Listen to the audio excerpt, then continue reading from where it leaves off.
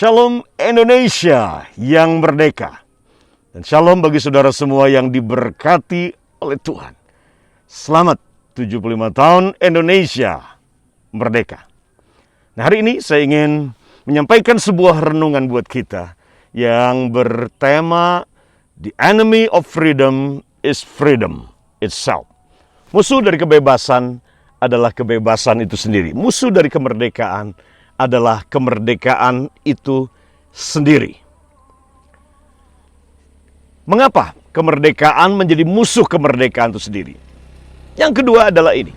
Ketika kita memahami bahwa kemerdekaan itu artinya adalah kemerdekaan yang tanpa hukum. Kebebasan tanpa ada batasan kerangka hukum yang membatasi, maka kebebasan kemerdekaan itu akan menjadi sebuah bencana, akan menjadi sebuah kutuk.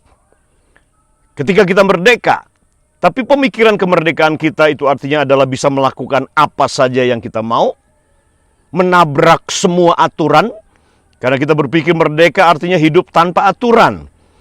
Merdeka artinya kita hidup tanpa hukum, tanpa aturan-aturan yang membatasi kita. Nah, ketika kita memahami kemerdekaan dengan sempit, bahwa kemerdekaan artinya adalah bebas sebebas-bebasnya melakukan apa saja, mengatakan apa saja, hidup semaunya sendiri tanpa hukum dan batasan, maka kebebasan itu akan menjadi musuh kebebasan. Dan itu yang menyebabkan akhirnya lahirnya generasi yang anarkis. Itu yang terjadi tahun 98. Itu yang menyebabkan reformasi dari tahun 98 sampai hari ini. Ini tersendat-sendat, tidak mencapai tujuan yang semestinya. Dari tujuan kemerdekaan dan tujuan daripada reformasi yang dimulai tahun 98 atas bangsa kita Indonesia. Nah, selalu kita memahami ini. Yes, kita semua dipanggil untuk merdeka. Hak kita semuanya untuk hidup bebas dan merdeka. Alkitab berkata begini, dalam Kejadian pasal yang kedua, ayat yang ke-14 sampai dengan ayat yang ke-16. Ketika Tuhan ciptakan manusia, yaitu Adam dan Hawa, Tuhan berkata kepada Adam dan Hawa bahwa semua buah dalam taman ini boleh kau makan. Boleh kau makan. Semua tanaman buah-buahan dalam taman Eden ini boleh kau makan buahnya.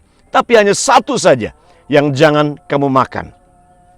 Tuhan beri kebebasan buat Adam Hawa untuk makan semua yang ada dalam taman itu.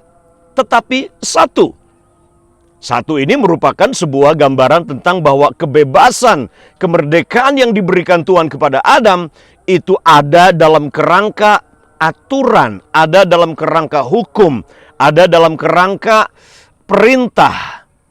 Nah, ketika ini dilanggar, maka kebebasan itu bukan menjadi berkat, tapi kebebasan itu menjadi musuh kebebasan itu sendiri. Nah, di belakang saya ini cabai. Saudara yang nggak tahu, ini cabai, ya. Lihat, ini cabai, ada yang sudah merah. Nah, itu cabai itu ada yang merah. Saya sedang ada di Batur. Ini kaki Gunung Merbabu, di mana saya sedang ada duduk dan menikmati siang hari ini di udara pegunungan di kaki Gunung Merbabu di desa Batur ini.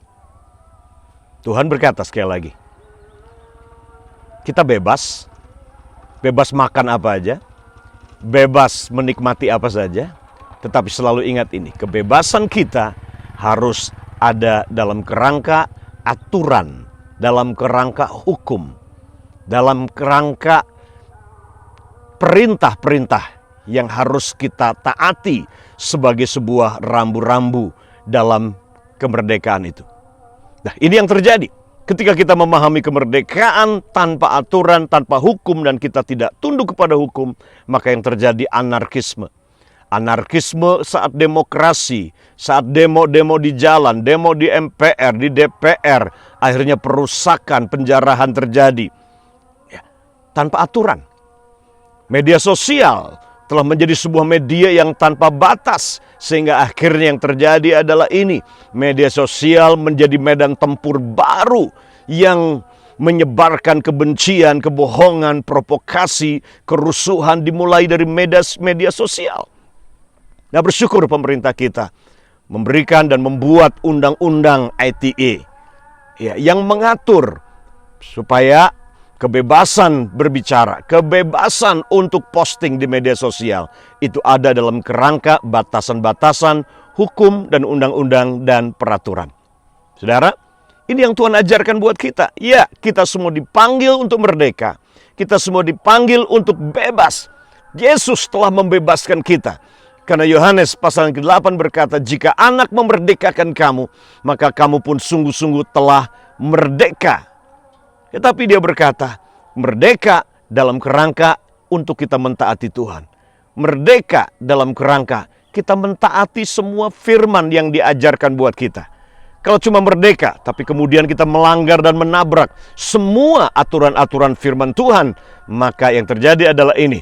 Kemerdekaan kita akan menjadi musuh bagi diri kita sendiri. Karena saat kita merdeka, tapi hidup tidak taat kepada hukum-hukum Tuhan, maka kutuk akan turun dalam hidup kita. Dan bencana dan kesulitan akan turun dalam hidup kita.